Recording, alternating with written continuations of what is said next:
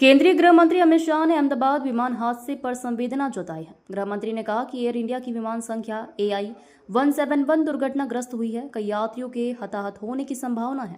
इस घटना से पूरे देश स्तब्ध है। पूरा देश पीड़ित परिवारों के साथ खड़ा है। केंद्रीय गृह मंत्री ने कहा कि मैं भारत सरकार, गुजरात सरकार और प्रधानमंत्री की ओर से हताहत हुए लोगों के प्रति गहरी संवेदना व्यक्त करता हूँ। उन्होंने बताया कि 10 मिनट में ही भारत सरकार के पास सूचना पहुंच गई। तुरंत ही मैंने सभी से संपर्क किया। अमित शाह ने कहा कि इस विमान में कुल मिलाकर देश और विदेश के 230 यात्री और 12 क्रू मेंबर सवार थे।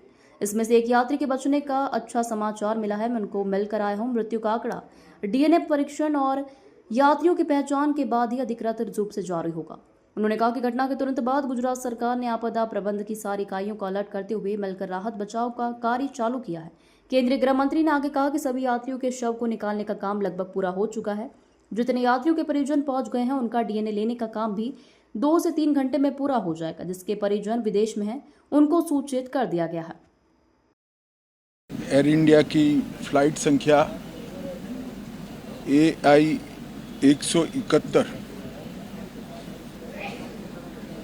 दुर्घटनाग्रस्त हुई और कई पैसेंजर इसके अंदर हताहत होने की संभावनाएं हैं। इस घटना से पूरा देश क्षुब्ध है। मैं भारत सरकार, गुजरात सरकार, भारत सरकार के प्रधानमंत्री जी और गुजरात सरकार की ओर से भी जो लोग हताहत हुए हैं इनके परिजनों के प्रति गहरी संवेदना व्यक्त करता हूं। 10 ही मिनटों में हादसे के भारत सरकार के पास सूचना पहुंची।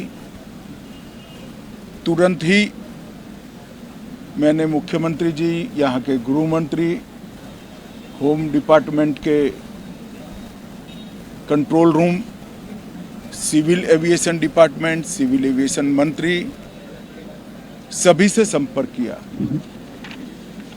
प्रधानमंत्री जी का भी तुरंत ही फोन आ गया और भारत सरकार और गुजरात सरकार के सभी डिपार्टमेंट एक साथ होकर राहत और बचाव कार्य में लगे।